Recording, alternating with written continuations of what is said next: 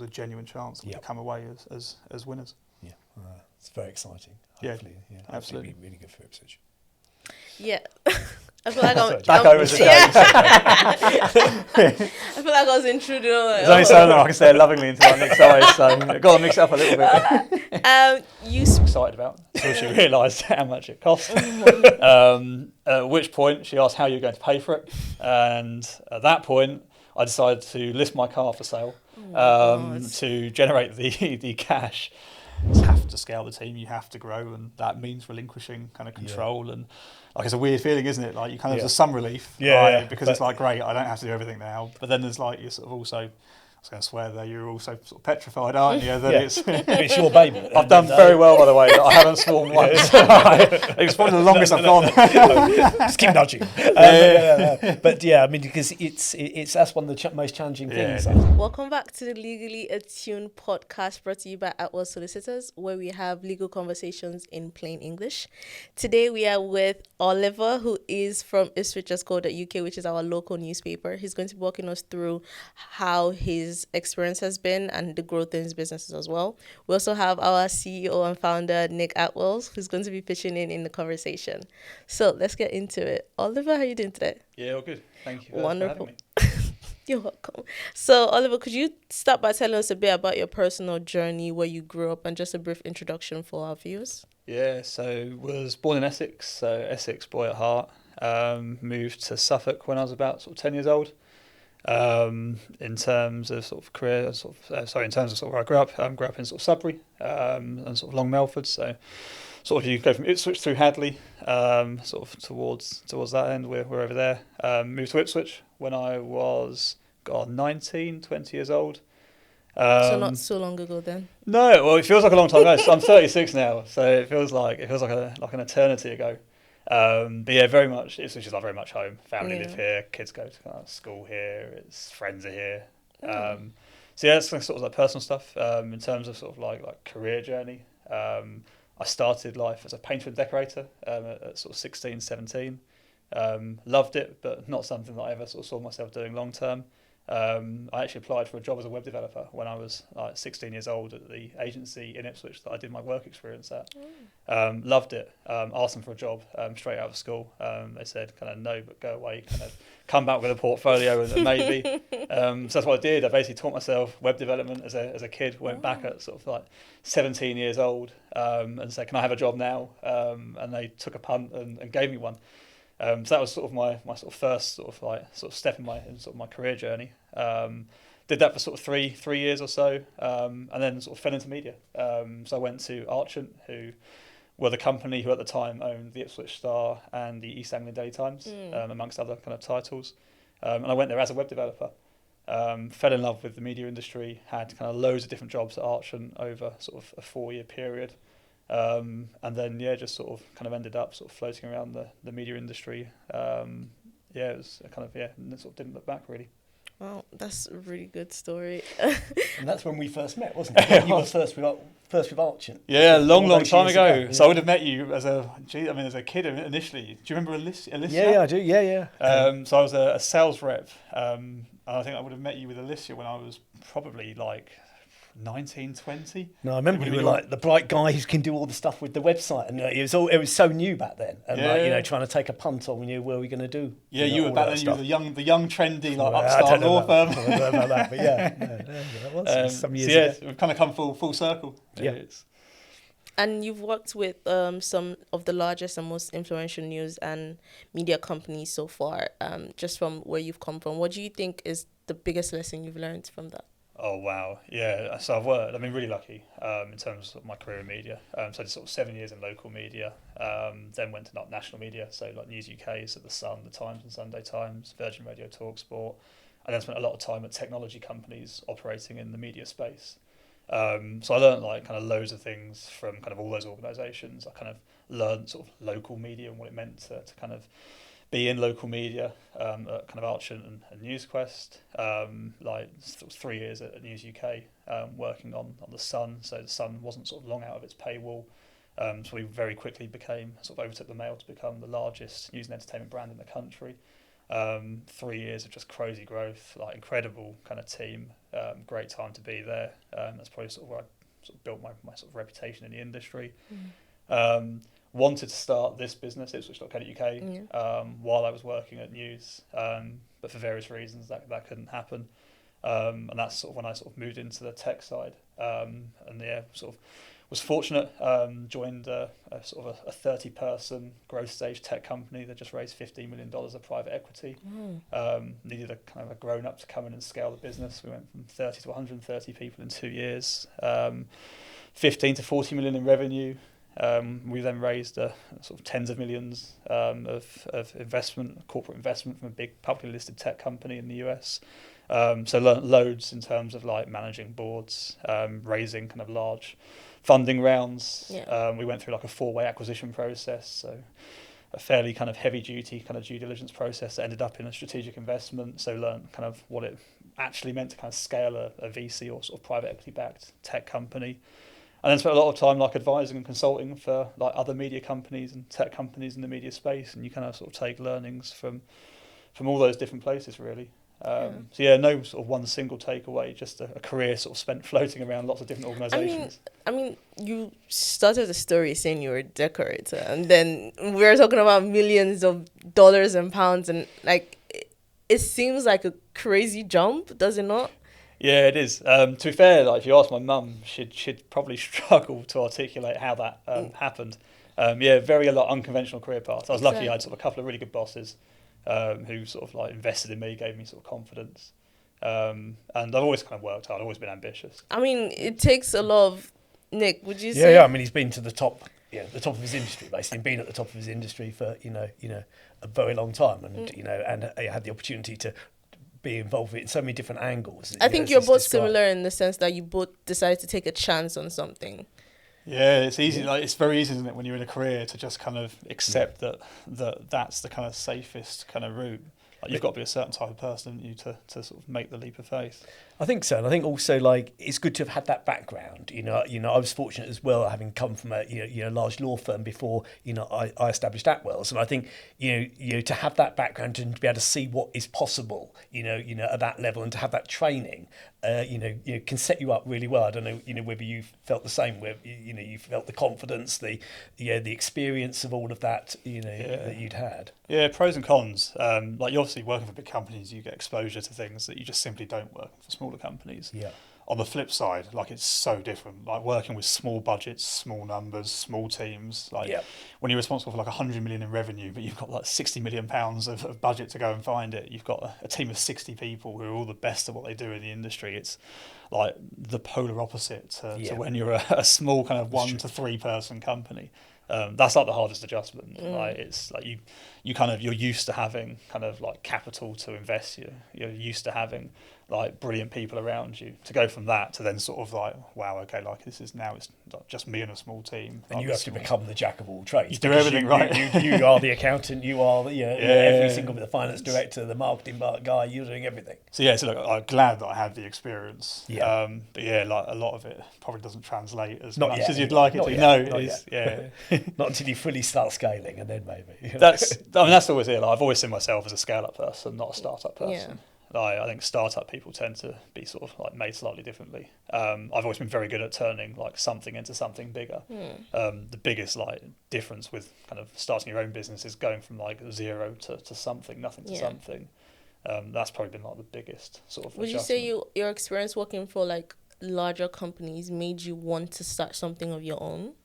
Do you know what? Like, I don't think so. It's weird. Like, I was always pretty happy at most of the companies I worked at. Like any job, you always have frustrations in jobs. But it was never a case of like I didn't want to work for other people.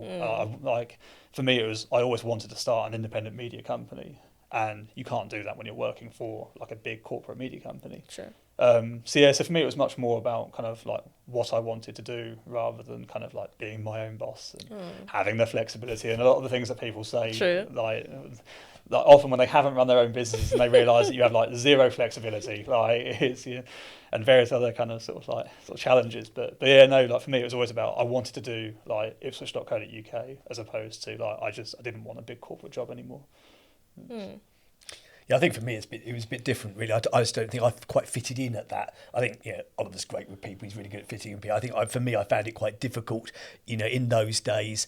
At the very large law firms, from my background, it wasn't quite the right fit, and therefore for me, it partly was a sort of needing to go and do something for myself to be able to feel comfortable as to who I was, which I don't think was the same sort of thing for you. But it's. I'd imagine culturally, like big law firms, it was a bit differently. Back then it was. I think now it's more. It is more modern. Yeah. But back then was 20 odd years ago, 30 years ago, it was very different, and and it was a certain particular clique type of person who was at that law firm, and that wasn't me. And so for me, I think it was a lot more of a sort of, I need to go. Be back here doing something where I feel comfortable within my own skin as well. I think that speaks to how you don't have to take the same route to get to the same place, basically, because you're both business owners now, but it was for different reasons. Yep. But I think there's something dynamic about starting a business, and I think people think you have to be a certain type of person, and you have to take a mental. Exactly. You've got to be completely mental. Yeah, exactly. And you have to take a particular route, but like hearing two opposite ends of why you decided to start a business might be a bit mind-opening. Do you think? Yeah, I spend a lot of time talking like a lot of business owners in my job, and their stories are always like completely different, but then there's always like similarities in terms of like personality traits and kind of values, and of course there's always like anomalies. But yeah, like it's funny how different someone's story can be, but how kind of similar. Yeah. And you started Ipswich UK in 2014. Yeah. What made you choose Ipswich, and was there a problem you're trying to solve with that? Yeah, so we launched in 2024, 20 months ago. And I guess there were two reasons that I started the business. The first was I feel like media, especially local media, has been in a race to the bottom for the last sort of like 5 to 6 years, arguably sort of the last decade. And I wanted to find like a sustainable model for independent journalism in a place like Ipswich. Yeah. There's lots of incredible things happening in sort of independent media around the country in places like Manchester and London and Leeds and like the big metropolitan cities. But those models don't really work in places like Ipswich. I think places like Ipswich need like an independent local media. Ollie, just sort of race to the bottom point.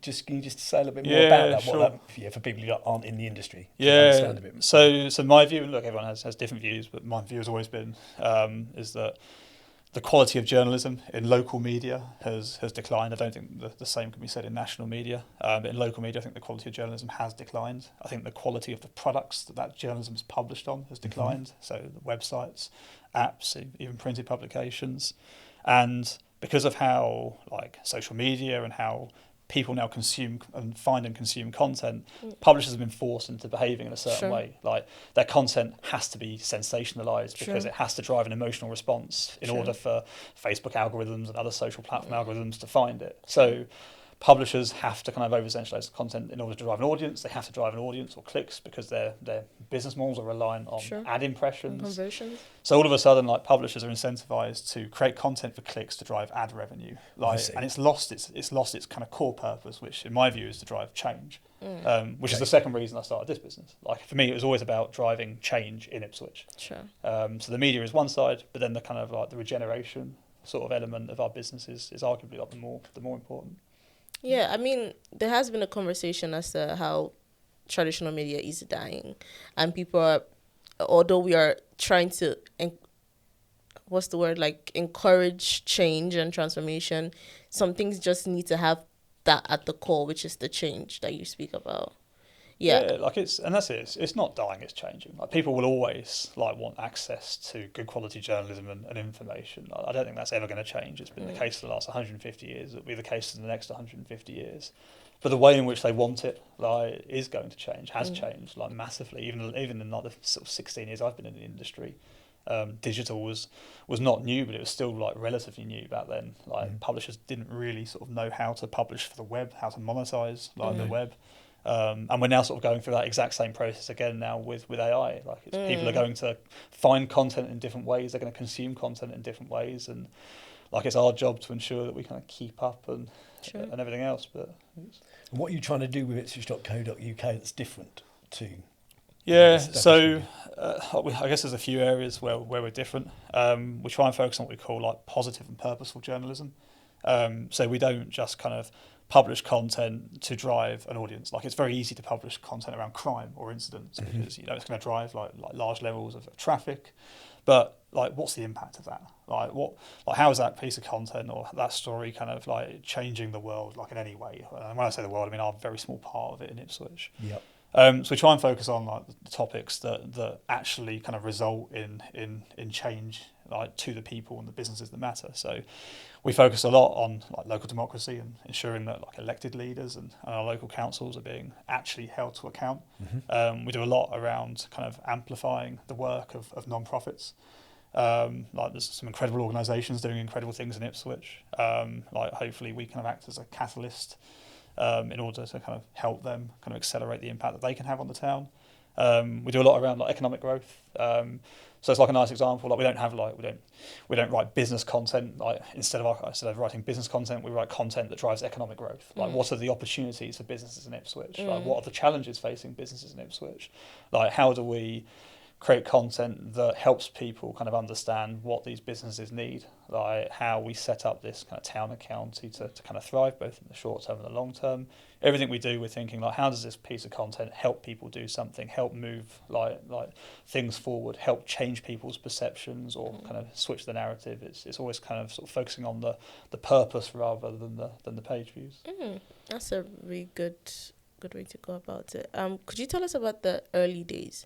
The challenges from getting your domain, building your brand from scratch. What was that like? Tell the car story. You're going to ask the car. Yeah. So the really early days. Yeah. So I've kind of come close to starting this business quite a few times, and for various reasons. Just I've kind of always found reasons not to. So I came across Ipswich.co.uk. I'd known for some time that the domain name was for sale. So I put in a speculative bid of £10,000 on the basis that I thought, okay, well, if he says yes and I buy it, then I've kind of got to do this. Yeah. If he says no, then I've saved myself 10 grand.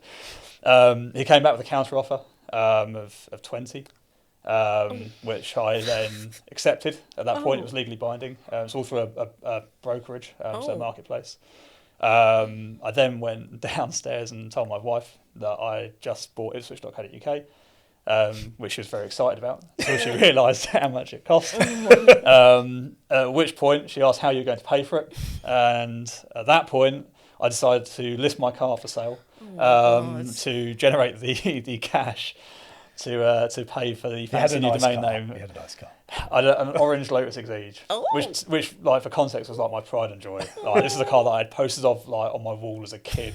Like, it's basically all I'd wanted like for some time. I had 2 great years with it, loved it, but couldn't really justify keeping the car given that I'd just sort of splurged a fairly decent chunk of change on a domain name that had absolutely no business attached to it at that moment in time. So that was like the really early days. Obviously at that point I kind of had to kind of throw everything at it. So I served notice on all of my like advisory and consulting work, went kind of all in on building the company that for the last 10 years I'd wanted to build.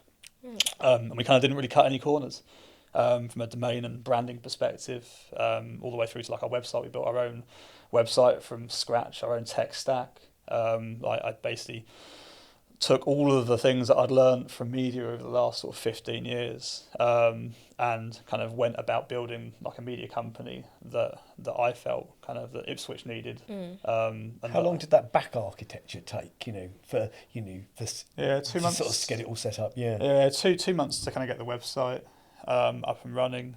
And were you doing a lot of that yourself? Were you going out to other companies or how were you so I designed it myself. I've always maintained like an interest in kind of product design.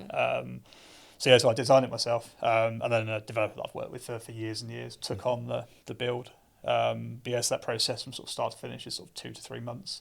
And then everything else is kind of it's like operational stuff. It's kind of figuring out like the types of content you want to kind of publish, how you go about doing that, building up kind of sources and contacts. The hardest thing for this business for me was always the content. I come from a very commercial and like tech and product focused background. So like the brand, the marketing, like the website, the tech, that was always going to be the easy bit for me. The toughest bit was learning how to be a journalist. I'd spent years and years like sort of working alongside journalists, but that's very, very different to doing the job. So the early days were like most of my time, virtually all my time was spent learning how to be a journalist and reporting. Like long hours.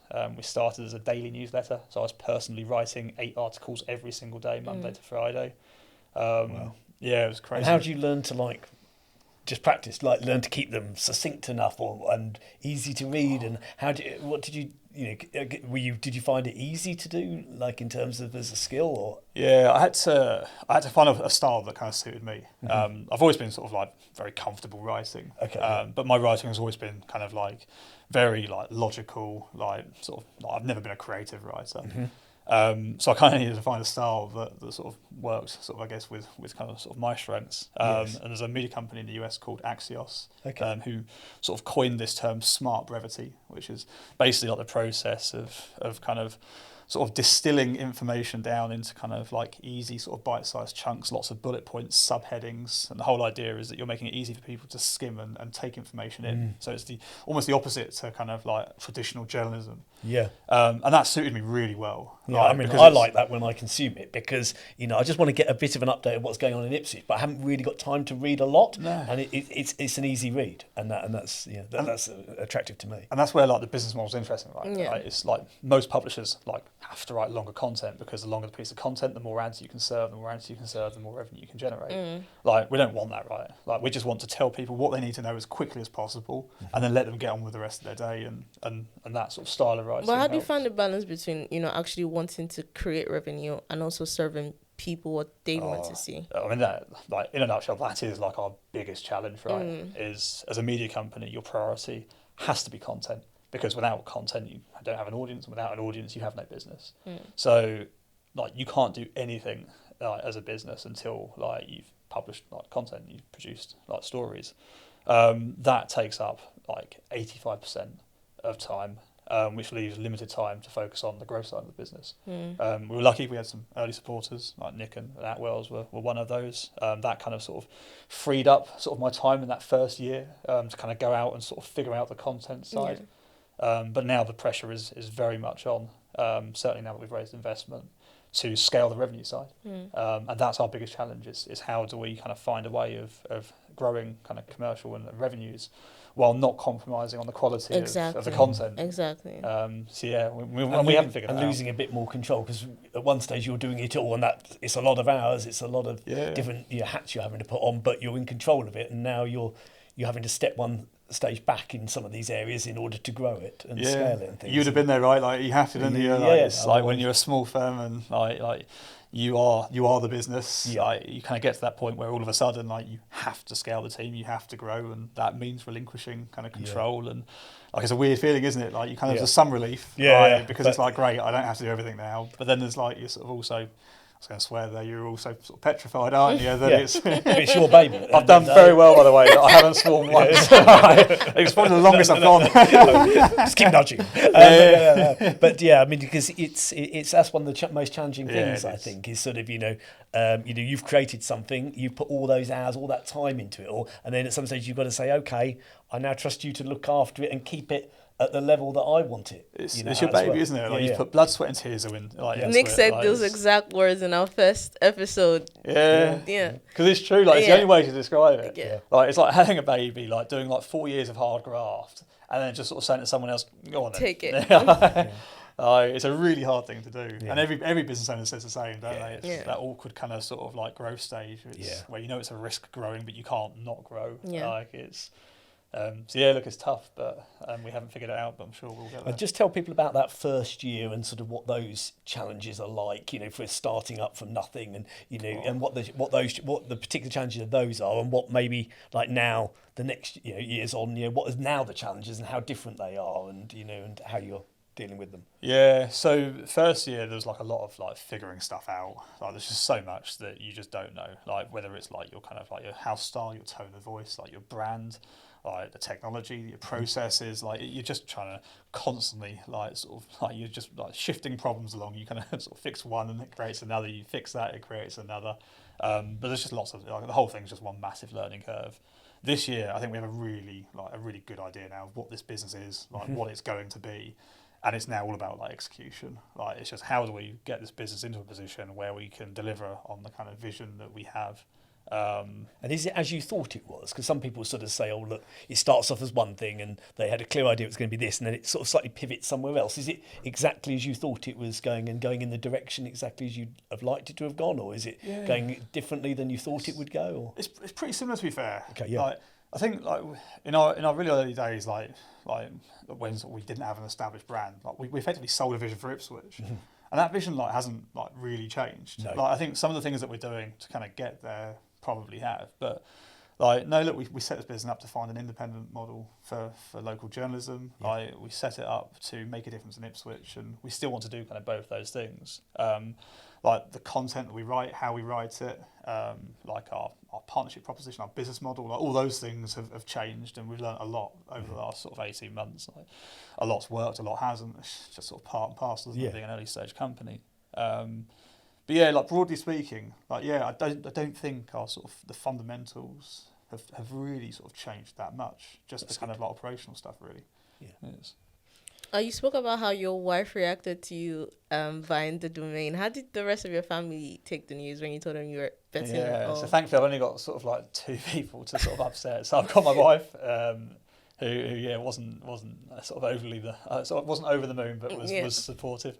And then my daughter Asha, who's 8 now, so would have been like 5 or 6 at the time. So she no, she wasn't sitting there thinking, God, Dad, you spent a lot of money on that domain name. I hope you can still send me to school.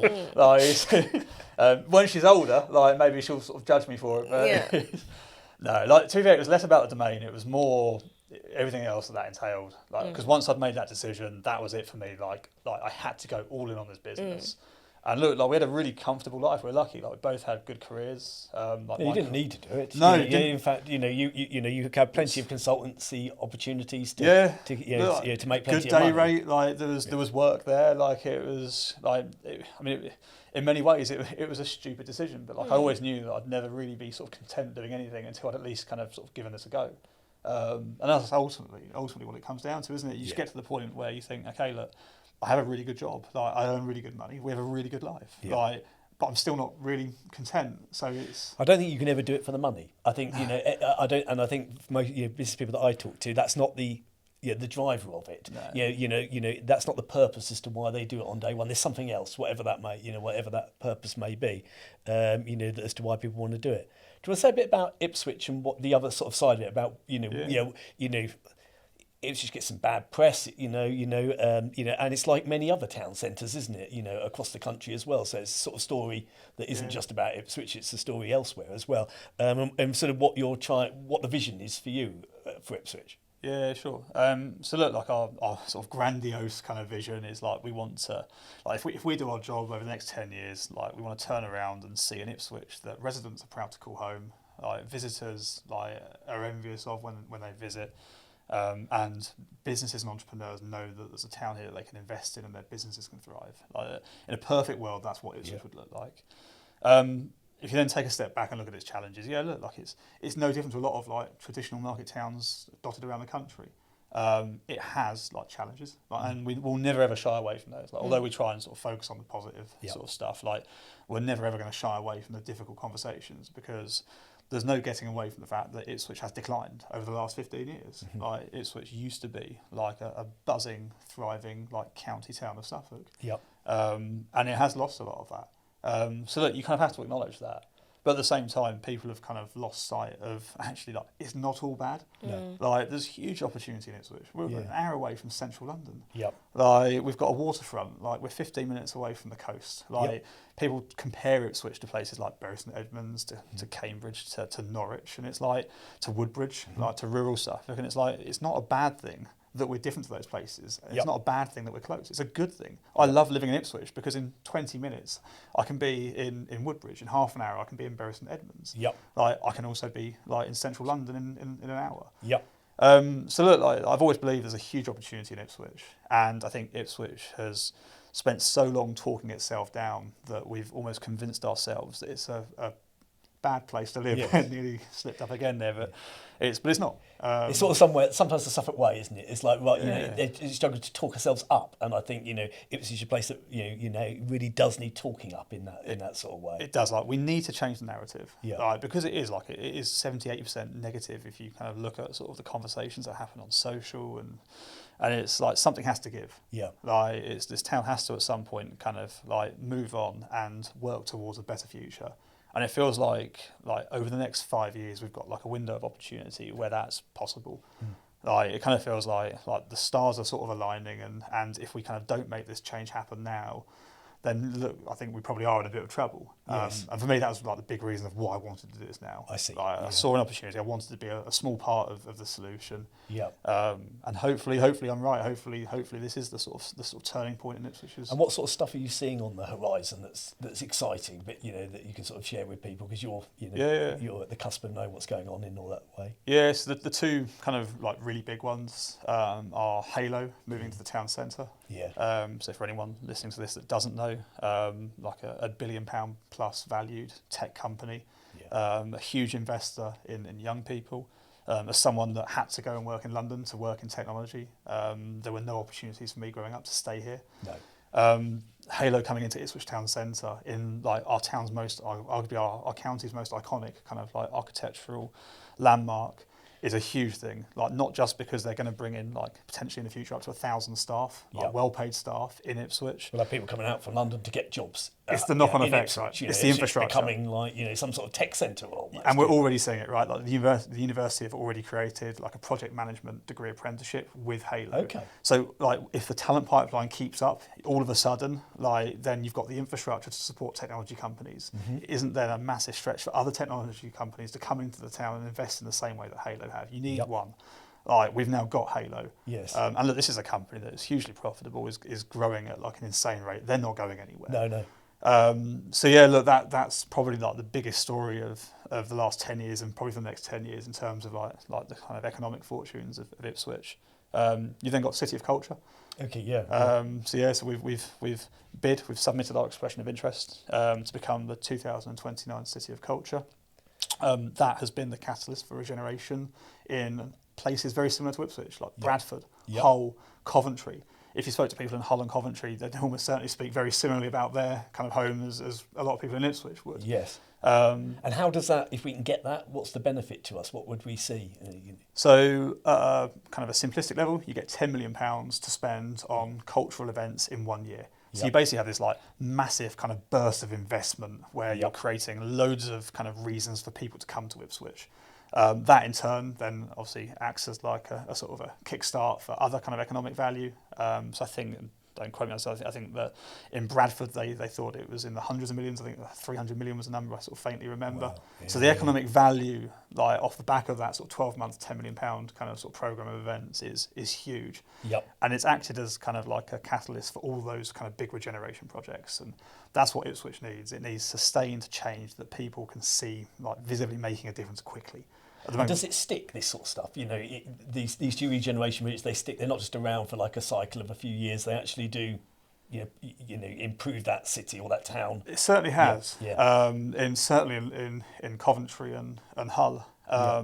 It's hard to know. Like I think there's so many unknowns. I mean, at the moment we're hoping we're going to be on a long list of 8. That then gets whittled down to a short list of 4, and then you're up against 3 other towns or cities.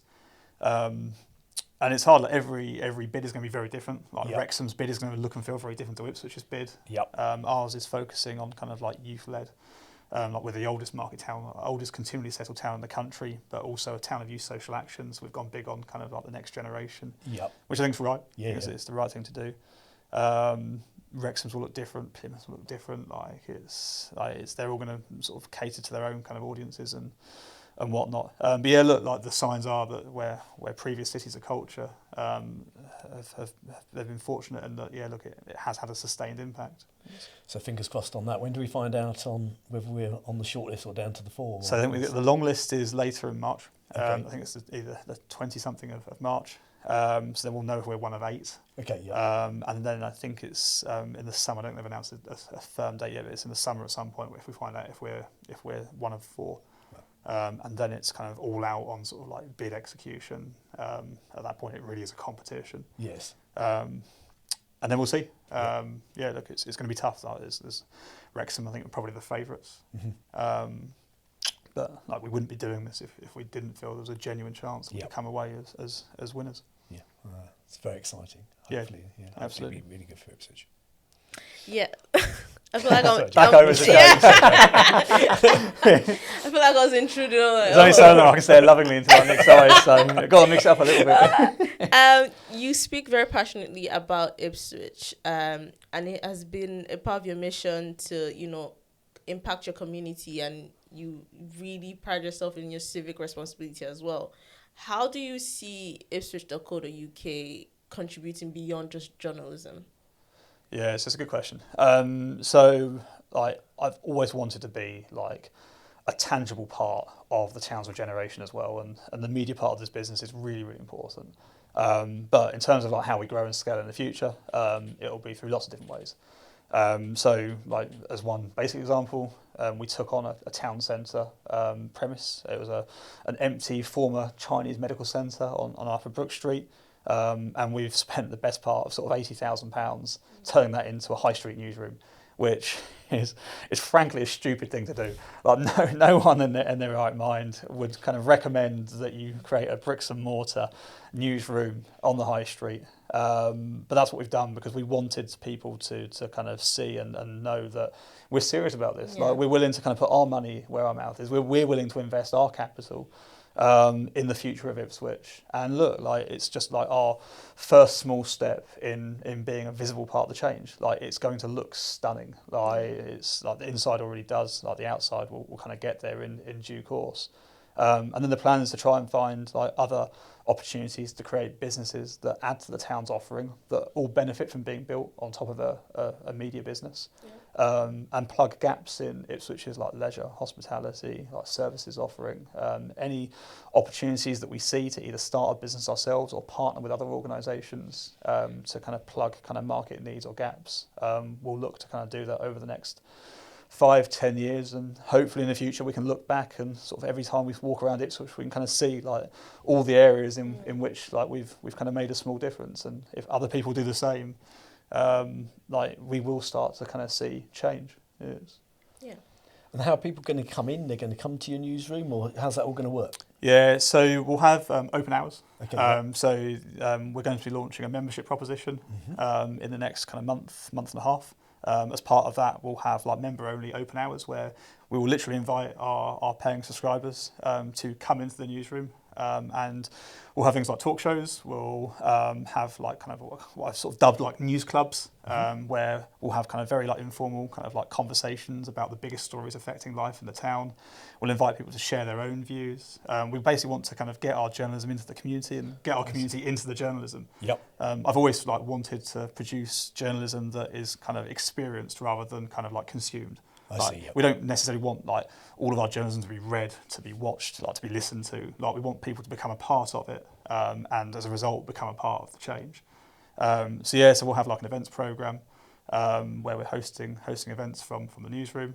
We're looking at a lot of what we call community impact programs, where we're looking to partner with businesses and make those businesses a solution to a problem that's faced by the town. So there's lots of exciting stuff sort of to come out around that shortly. We have a student journalism project where we work with young people to help them tell their stories, ensure that we're a platform that represents the voice of the next generation in Ipswich. Hopefully that will kind of sort of like evolve and go from strength to strength. So look, loads of kind of things that we're doing. Really great things for the town as well. Yeah, look, and that's it, right? It's like that's kind of like that's us, like, and now it's like how do we kind of get other organisations and other kind of groups to start doing the same? And there's a lot of it happening in Ipswich at the moment, which is kind of really great to see. Yes. Yeah, and what are your big goals for Ipswich.co.uk? Do you think this model is going to be replicated in other towns? Could Ipswich.co.uk become like a blueprint for local journalism across other cities as well? Yeah, I hope so, where it makes sense. So you've got like Mill Media, so like Yoshi Herman, so he started as the Manchester Mill, and now they're sort of moving out and replicating their model in kind of other cities. London, they're looking at Leeds at the moment as well. Like I think that they've done like an incredible job of sort of fixing journalism for the 10%, like in big cities where you've got enough people that have the means to pay for kind of really high quality, like deep dive investigative journalism. Like we kind of want to fix journalism for the 90%. It's how do we get good quality, free to air local reporting that is making a difference in places that most people would consider to be fairly sort of unsexy markets. And Ipswich to many people is not a sexy market. Like it's not like hugely affluent. Like it has its challenges. But if you can make this model work in Ipswich, there's no reason why you couldn't make it work in any place just like Ipswich, like Hull, Sunderland, like all those places on the periphery of like bigger cities. They're the places that we're sort of most interested in. And yeah, look, like absolutely. At the moment, like this year, we're just laser focused on how we make this business work in Ipswich. But we're absolutely kind of sort of looking in the future about how we replicate that model in other parts of the world. And what advice would you give to someone who wants to start like a purpose-led business? Like Nick said, you can't be in it for the money. God, it's a really good question. I don't know is the honest answer. I think you have to like just genuinely want it. Yeah. Like and what I'd say is like never like focus so much on like the purpose that you like discredit the profit. Like we're very open in the fact that we're a limited company. We're for profit, for purpose, because I just believe that the only way to sustain our kind of social impact is by generating more like money than we spend. Like that's profit. Like people talk about profit like it's a dirty word, and it's not. Like it's profit is how you continue to sustain what you do. It's not sustainable. You know, you can have the most greatest purposeful business, but if you can't sort of pay people's wages, if you can't keep it going, keep the doors open, then it's not making an impact anymore. So so like if I was to give any advice to like sort of like purpose-led businesses, it'd be like look, be led by purpose, but never ever kind of shy away from profit being the means in which you do that. And Ipswich.co.uk uses a model without like traditional adverts or paywalls or intrusive tracking. Could you explain why that model works and why you chose it? So it's probably too early to say if it works. Like it's got traction. Like people have really bought into it. Yeah. But we're still sort of figuring out exactly what that sort of partnership model looks like. But like the starting point for it was like we wanted advertising to become like a positive experience. Like if you think about advertising historically, it's quite a weird concept. Like businesses are effectively paying to piss people off. Like it's when you say it like that, and that's exactly what is happening. Like it's a weird concept. Like one thing detracts value from the other. So our starting point was how do we kind of like work with businesses in a way that generates value for the people that they want to reach. And the way that we kind of figured we'd do that was through this partnership model that still has advertising elements. So instead of having like disruptive banner ads like throughout the kind of site, we have no ads at all that disrupt the reader experience. But when they get to the bottom of the article, we tell the user how much it cost us to produce that piece of journalism, and we tell them that it's only free for them to read thanks to the generous support of 3 local businesses. So all of a sudden, like it's a positive interaction between like the brand and the reader. Emotional appeal as well. Exactly, it drives emotional loyalty rather than kind of this horrible transactional who shouts the loudest. True. And we wanted to do that with like only local businesses. Like if you look at like any local news website around the country, the Ipswich Star, the East Anglian, the Daily Echo in Southampton, wherever it is, like it's 95% national advertising, and often it's global advertising. It has no local relevance at all. Like we wanted to create like an ecosystem that was selfishly set up to serve like our part of the world in Ipswich. And it's like you said, it's sort of like disrupting with each banner of like creating like a subconscious message with how ads work now, where it's like we're just going to put ourselves as many places as much so your brain registers it. It allows the reader to consciously choose to be part of the community and shows them their impact as well. Yeah, look, a lot of this, right, it's like, I describe it to businesses as like it's, we're not trying to sell products and services like direct response marketing campaigns. Like, it's our job to make your business matter to your potential customers and your existing customers. Yeah. So everything we do is about like brand, it's about perception, it's about how people feel when they see a business or a brand. And they're hard conversations to have. I mean, a lot of businesses, right, like budgets are tight. Every business is feeling the squeeze at the moment. And a lot of the time they just want to say, look, we've spent £5, we've generated £10. Like, and it's like, that's a really hard conversation to have for a business like us, because we're not a kind of a performance marketing like channel, and a lot of what we do kind of focuses on the softer metrics. But that doesn't detract away from its value. Like, I still believe that there's a role for that to play, and a hugely important one in markets like the market we sort of operate in right now. And it's more trusted, I think, as a result, because, it's not sort of, you don't feel like, the advertisers own it, or that, that's going to impact the content in some way. Yeah. That, when you read it, it's all just genuinely stories that are going on in Ipswich. We're generally a pretty positive spin on, stuff that's going on, in Ipswich, rather than feeling, it's about this particular business, or it's being driven by this business, which you don't get any of, which, I think you end up seeing when advertising's involved a lot in it, and I think we're part of it just because I think it's just a great thing to be part of, and I think you've got to sort of take that approach with it, rather than sort of as as Ollie says, sort of trying to expect, what am I going to get for that £1 I spent, sort of thing. It's not a transactional thing in that sort of way. Yeah, that's it. And look, it's a hard sell sometimes. Like, we're lucky that we've found businesses that are willing to sort of take a punt, and they value the softer side of it. Like, they see that we genuinely want to have a positive impact in Ipswich, and the reality is like, for businesses to thrive in Ipswich, like, Ipswich as a town has to thrive. So like, we're all incentivised to drive the same outcomes, and it's just trying to find a business model that kind of works within that sort of framework. And I think it also speaks to your personal brand as well, and like in your bid to advertise for other businesses, it also helps your customers understand that you are what you say you are, rather than just like a money grab of like putting as many ads. We are giving back to the community and creating mini communities within ours as well. So I think that speaks volume. Yeah, thank you. I hope so.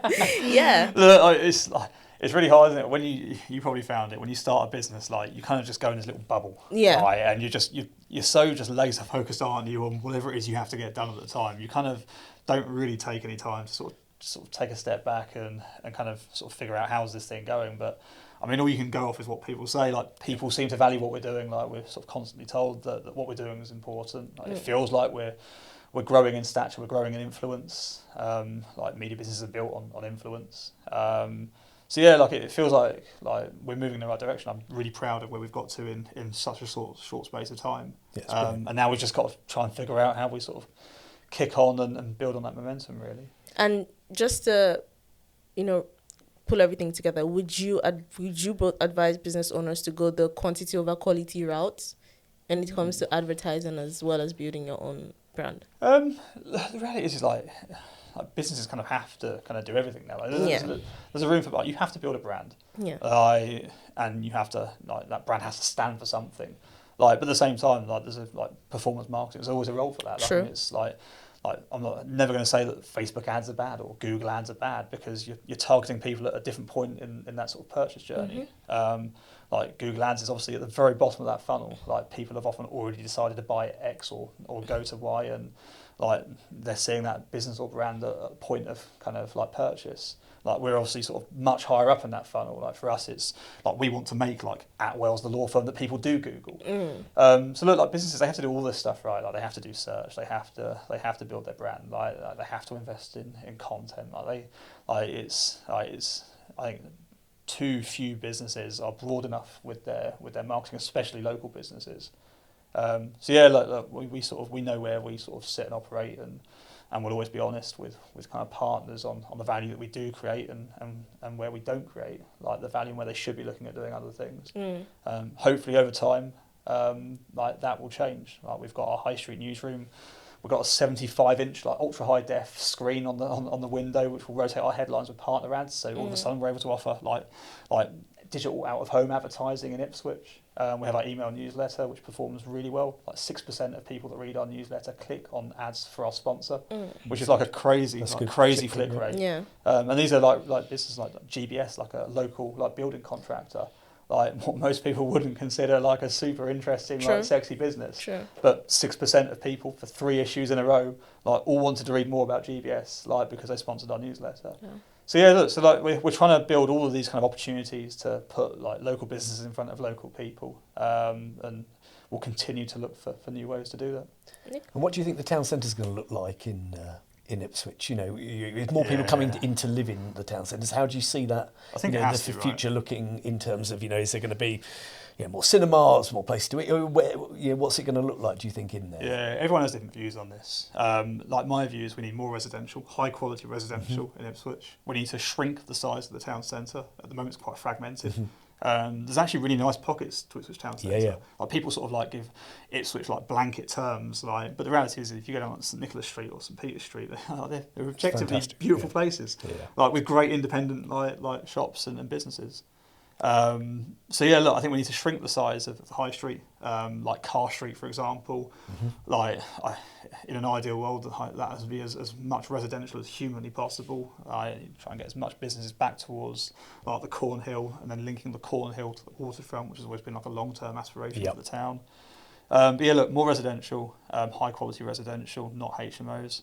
And like experience-led businesses, like retail is not going to be the future of this high street. No. Like it has to be like places to eat, drink, socialise. Events are always going to be a hugely important part of our town's makeup. So yeah, that for me is creating a leisure destination and a hospitality destination as opposed to a retail destination. Sounds exciting. Yeah, it is. Yeah, it's been an exciting few years. So. And just to wrap things up, you are both risk takers, but you are also purpose led, and you created businesses that also give back to the community. What would you tell someone who's also trying to follow that path? What would you advise? I'm going to let you go first so I can think of an answer. Okay, I think sort of, you've got to want to take risk. I think that's, and also, it's not, if you really think fully through your idea, it's not as risky as perhaps you think it could be to someone else. So give it a go. You can always start things off in another way by sort of starting a side hustle and then beginning to have a little look at it and beginning to trust it a little bit before you actually move fully onto it, if you're that way inclined. So there's sort of more gentle ways into it. And I just think it's always useful. There are various stages of your business where, particularly I think as the business goes on, as ours has done for a number of years, whereby sometimes it's difficult to keep the same focus. When you're in the early stages, you've got a much clearer focus. And I think that's where the purpose comes in for me, is like, if everyone's not quite sure what to do, I look on our purpose. And our purpose is about sort of developing young people. So what are we doing about developing young people at the minute? We should go and put some more time in that. And then you find the next thing to enthuse you and get you excited about the next stage of the business. So I think the purpose is useful in that way, sort of acting as your sort of compass sometimes to keep you on the right track. Yeah, I guess from my side, like I've always sort of treated business as a series of calculated bets. Like for me, that's what business has always been. Like you have to go into decisions like with a view of the value they could create, and you're just constantly trying to assess risk versus reward. And like obviously the risk is heightened when you're a startup because like you have less runway, you have less cash in the bank. Like the stakes are a lot higher once you get bigger. Like those risks become like less kind of risky. But yeah, look, like it's like my view has always been like you have to take risks in life and in business in order to grow and have the level of kind of social impact that you have. So that's what we've done. It's what I encourage other people to do, but obviously never kind of take risks that you're not willing to kind of sort of have the consequences for if things don't go to plan. But yeah, look, risk versus reward is always the big question. Wow. Thank you so much for coming on the show today. Thank you so much, Nick. Well, if you have made it far into the video, you are definitely a risk taker for listening to these two businessmen here. As always, I need to take that again. That's fine. My brain just went off thinking about what you guys said.